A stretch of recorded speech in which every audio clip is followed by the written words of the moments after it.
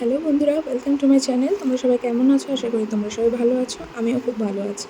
ভালো আছি বলতে এই গরমে সত্যি কথা ভালো থাকতে দিচ্ছে না। যা প্রচণ্ড গরম পড়েছে, তো ঘরে বসে বসে বোর হচ্ছিলাম। গরমে কোথাও বেরোতে ইচ্ছা হচ্ছিল না। তো আজকে ভাবলাম না একটু বেরিয়েই পড়ি, ঘুরে আসি। ঘরে বসে থেকে কোনো লাভ নেই। তো দেখতেই পাচ্ছ আমরা বেরিয়ে পড়েছি। এখন অটোর জন্য দাঁড়িয়ে আছি। তারপরে অটোয় উঠে সোজা চলে আসলাম বেহালা বৈষ্ণোদেবী টেম্পলে। এই মন্দিরটা আমাদের এখানে অনেকদিন আগেই প্রতিষ্ঠা হয়ে গেছে, কিন্তু প্রতিবারেই আসবো করে আর আসা হয়ে ওঠে না। তো আজকের সময় সুযোগ দুটোই যখন পেয়েছি, তো সবাই মিলে আজকের এই মন্দিরে চলে আসলাম। তো এখানে এসে দেখি যে বিশাল বড় মেলা চলছে, কারণ এখন মা মঙ্গলচণ্ডীর পুজো চলছে, তো জ্যৈষ্ঠ মাসটা পুরোটাই মেলাটা থাকবে। তো এখানে এসে দেখতেই পাচ্ছ কত সুন্দর মেলা বসেছে।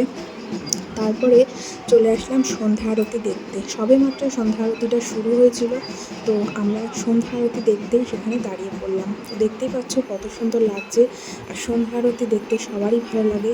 মনটা খুব শান্ত হয়ে গেল আর খুব ভালোও লাগছিল। তারপরে সন্ধ্যা আরতি হয়ে যাওয়ার পরে আমাদের সবাইকে মন্দিরে প্রবেশ করার অনুমতি দিল। তো দেখতে পাচ্ছ একটা লেকের ওপর ব্রিজ মতো করে মন্দিরটা স্থাপন করা হয়েছে, আর দুদিকে দুটো ফোয়ারা করা হয়েছে। খুবই সুন্দর লাগছিল দৃশ্যটা দেখতে।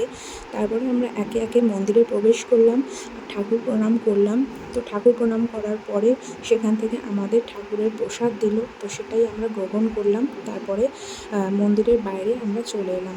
তো ওখানে আরও অনেক মন্দির রয়েছে। এটি হচ্ছে মা মঙ্গলচণ্ডীর মন্দির, সেখানেও পুজো চলছিল, আরতি চলছিল, তো সেখানেও আমরা কিছুক্ষণ দাঁড়ালাম।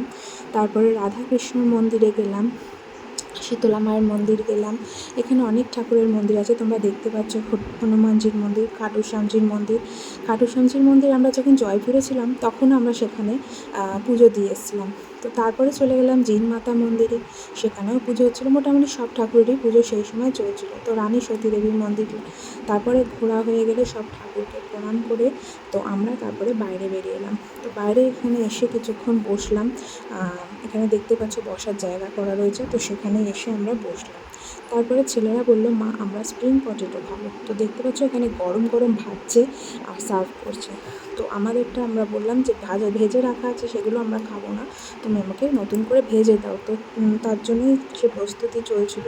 তারপরে দেখো এটা প্রায় ভাজা কমপ্লিট হয়ে গেছে। এই দেখো আমাদের স্প্রিং পটেটো আমাদের দিয়ে দিয়েছে। তো দেখতে পাচ্ছ কত সুন্দর সাজিয়ে দিয়েছে।